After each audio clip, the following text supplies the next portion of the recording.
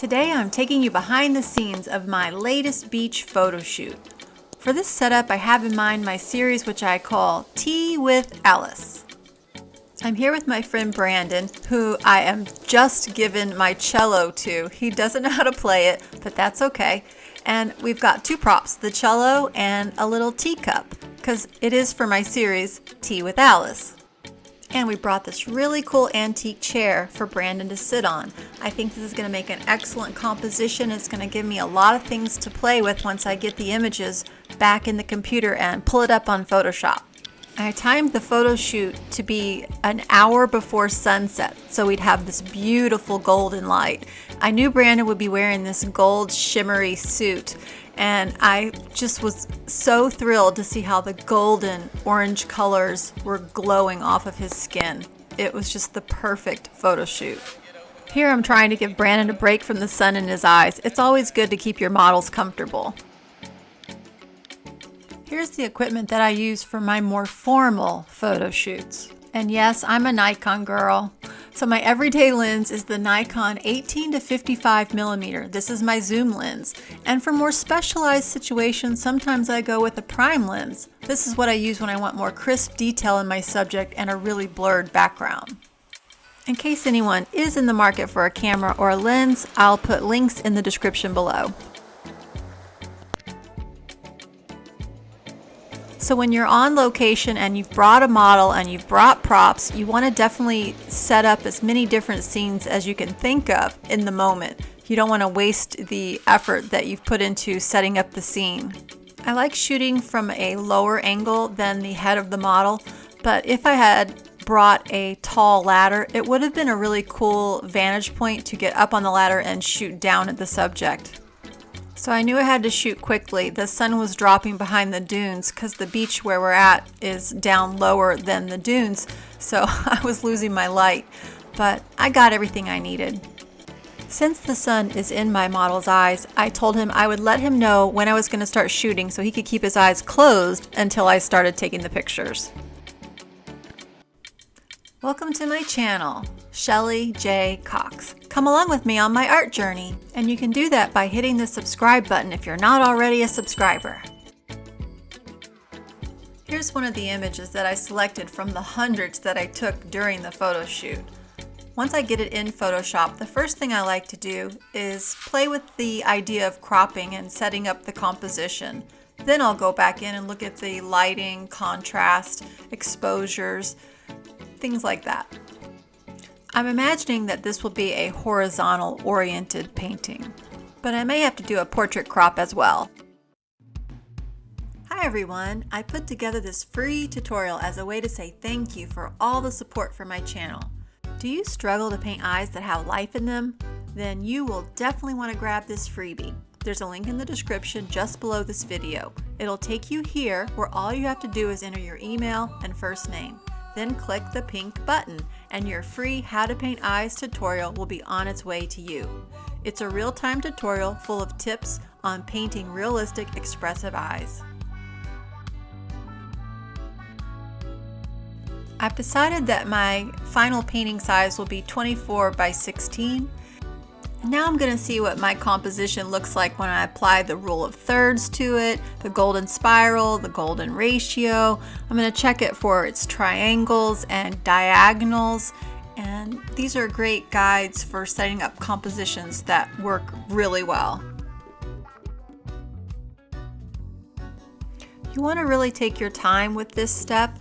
A lot of artists that I know, they'll do a photo shoot one day and then they may not even look at those pictures for a couple days. And then after they've selected the pictures they're going to work with, they may not go back and even work with those for a couple more days. They want every time they're looking at the images for things to be fresh in their mind. But once I get the image down and I've got it in the Photoshop, I'm gonna get in here and just kind of play with different crops and different arrangements for the composition. And you just never know. Sometimes I have an idea in my mind of what I'm looking for, but when I start playing in Photoshop with the setup and the composition, sometimes I go in a completely different direction.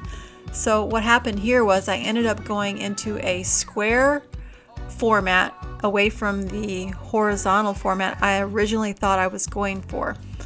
And once I had the square laid out in composition, I wanted that leg that's closest to the viewer to be on that more of a diagonal path from the right corner to the top left corner. So let's see in Photoshop how I can make that adjustment. The beauty of knowing that I'm going to be painting this takes all the pressure out of making the photo reference completely perfect when I'm making such a crazy adjustment. I'm not a Photoshop expert by any means, and these are just kind of quick, dirty ways for me to get the reference image in a position that I want. And it's mainly just so I can see visually if I really do like that setup. Maybe I'm going to do this work and move this leg and decide, you know what, I liked it where it was originally, and I'll just go back to the original image. But the only way for me to know that is to actually change it, make the move, and then see.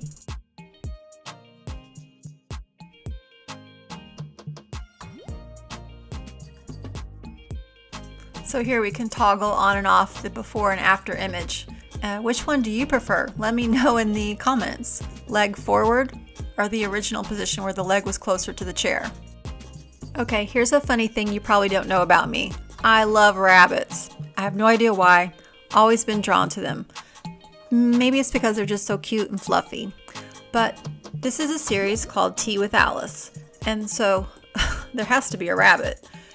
So I found a couple images of rabbits on the internet. I just pulled them into the picture, and I like to play with the contrast, the exposure, maybe change the color a little bit.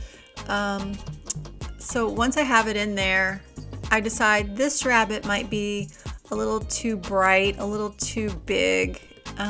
Started seeing that more of the teacup there, and then I got another idea for a different rabbit in this scene. So I'm going to put this rabbit actually into the teacup. I think that's going to work out really well. So of course you want, anytime you add an image or a thing to a scene that you've already photographed, you want to make sure that the lighting is the same on the thing that you've added. So that's what I'm going to go in and do. I'm going to make sure, see that the cup is really bright, the light's coming from the right.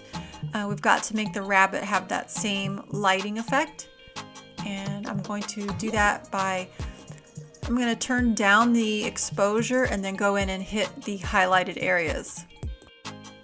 Using the dodge tool, I can paint on bright areas of light. Here I am in the camera raw setting. I'm just punching up the highlights. And now we're going to get a closer look at our little rabbit. He's missing the front part of his paws, so I'll be painting those in when I do the actual painting. No need to worry about that now. And here I am, just painting up the bright areas that I want to see from the sun hitting the rabbit on that one side. It's super important to have anything that you add into a painting have the lighting hitting it exactly the same way that it's hitting your subject. Next, I'm going to take a look at playing with the brightness and the color hue of the background where the sky is meeting the ocean. I'm thinking I want to see a little bit more greenish blue there, just so it plays nice with the warm orange tones that I'm seeing in Brandon's skin and the cello and even on the rabbit. So I have kind of cropped the area where the sky is. I just kind of isolated it so that I could play with its color arrangement selectively and leave out the rest of the image. So I think that's it. I like it. So we've moved the leg, we've changed the color in the sky, and now I'm going to play with cropping in on just Brandon's head. I just love the lighting in this picture, so I really want to paint closely his face so I capture the glow and the beauty of the skin color here. So this is just one of the images that I selected from the hundreds that I took during the photo shoot. I'm sure that I'll be able to get many more paintings out of the other photos once I start playing with them. But for now, I love what I have and I can't wait to get painting. And I'll be sure to film that for you as well, so stay tuned and I'll see you in the next one.